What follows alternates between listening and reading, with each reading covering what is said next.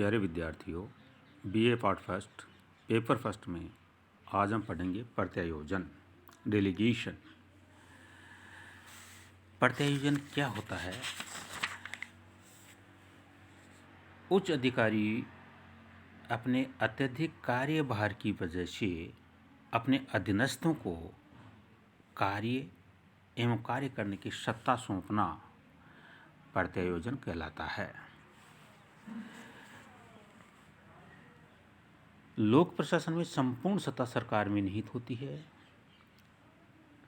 सरकार द्वारा यह सत्ता मुख्य कार्यपालिका को प्रत्यायोजित कर दी जाती है। मुख्य कार्यपालिका के लिए संभव नहीं है कि वह अकेले समस्त कार्य संपन्न कर सके।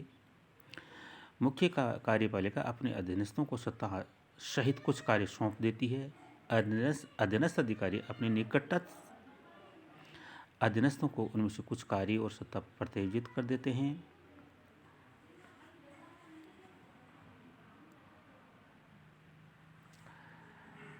अब इसकी परिभाषा के रूप में देखते हैं हम। अलग अलग विद्वानों ने अलग अलग परिभाषाएं दी हैं। थियो हेमन ने कहा है, सत्ता के प्रत्यायोजन से अभिप्राय केवल अधीनस्थों को निर्दिष्ट सीमाओं के अंतर्गत कार्य करने की सत्ता प्रदान की जाने से है। L.A. एलन के अनुसार प्रत्यायोजन प्रबंध की शक्ति है। यह एक प्रक्रिया जिसे अपनाकर प्रबंधक अपने कार्य का विभाजन करता है, जिससे कि वह संपूर्ण कार्य के उस भाग का निष्पादन करे जिसे केवल वह स्वयं ही संगठन में अपनी विशिष्ट स्थिति के कारण प्रभावी ढंग से कर सकता है, और इस प्रकार वह शेष कार्य को पूरा करने में अन्य लोगों की सहायता प्राप्त कर सकता है।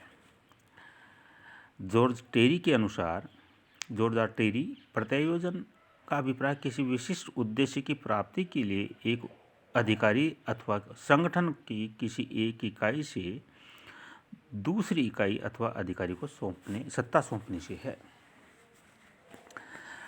तो उपरोक्त परिभाषाओं के आधार पर हम कह सकते हैं कि प्रत्यायोजन से अभिप्राय सहायकों अथवा अधीनस्थों को निर्दिष्ट सीमाओं के अंतर्गत कार्य करने हेतु सत्ता प्रदान करने से है।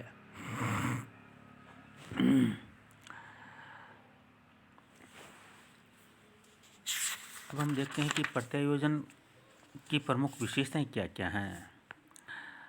सबसे पहले हम देखते हैं स्वतंत्र रूप से कार्य करने को प्राधिकृत प्रत्यायोजन की सहायता से संगठन में एक प्रशासक को वरिष्ठ अधिकारी द्वारा निर्धारित सीमा में रहते हुए स्वतंत्र रूप से कार्य करने का अवसर प्राप्त होता है, लेकिन उस सीमा में कार्य करते समय स्वच्छंद तरीके से व्यवहार नहीं कर सकता।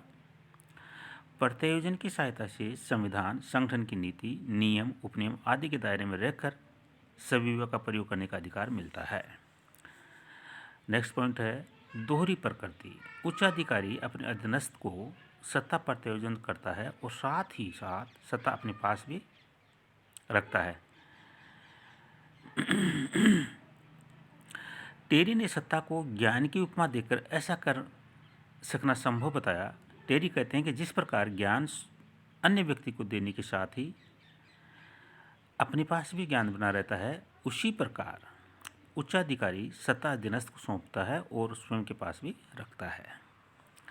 नेक्स्ट पॉइंट है सत्ता सौंपने के पश्चात बढ़ाई, गठाई और वापस ली जा सकती है। वक्त की मांग के आवश्यकता के अनुसार सत्ता एक बार किसी को सौंप देने के पश्चात बढ़ाई, गठाई, वापस ली जा सकती है। संगठन की परिस्थितियां, ढांचे, नीति, कार्यविधि आदि की बदलती हुई मांग के अनुसार सत्ता के प्रत्यायोजन में फेरबदल किया जा सकता है।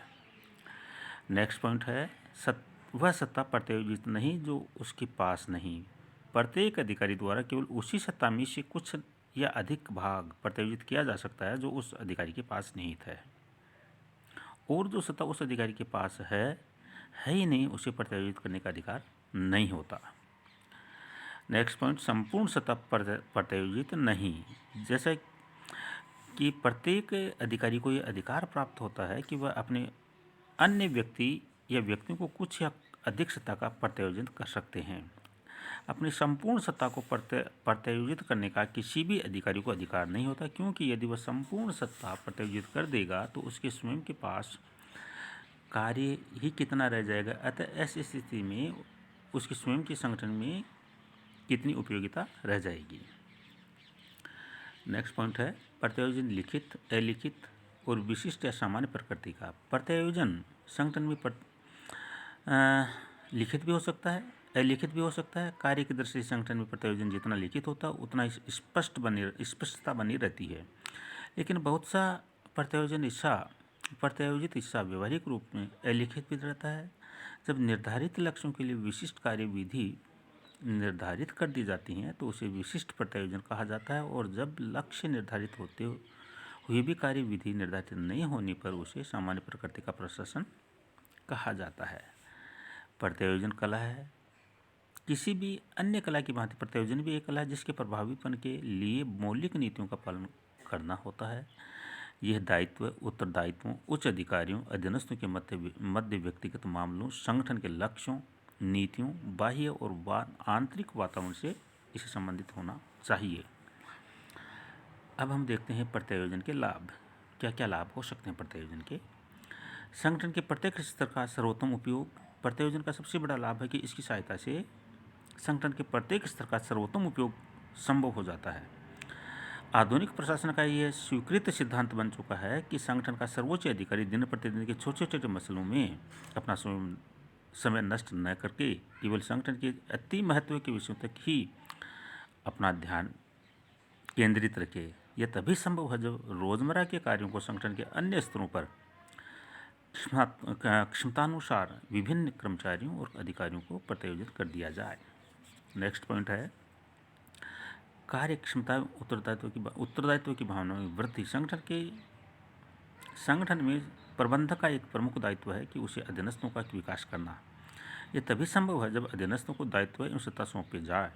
यदि संगठन में उच्च स्तर पर हर छोटे से व बड़े निर्णय लिए गए तो अन्य स्तर पर कार्यरत व्यक्तियों का विकास संभव नहीं होगा।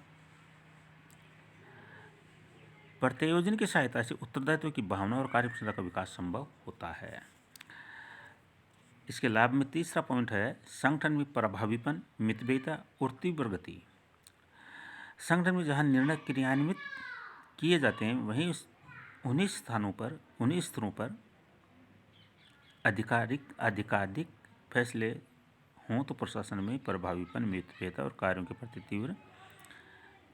गति तीव्र होती है। प्रभावी नियंत्रण। उत्तरदायित्व की स्पष्ट परिभाषा से संगठन में प्रभावी नियंत्रण संभव होता है। स्पष्ट प्रत्यायोजन ही नियंत्रण को संभव बनाता है।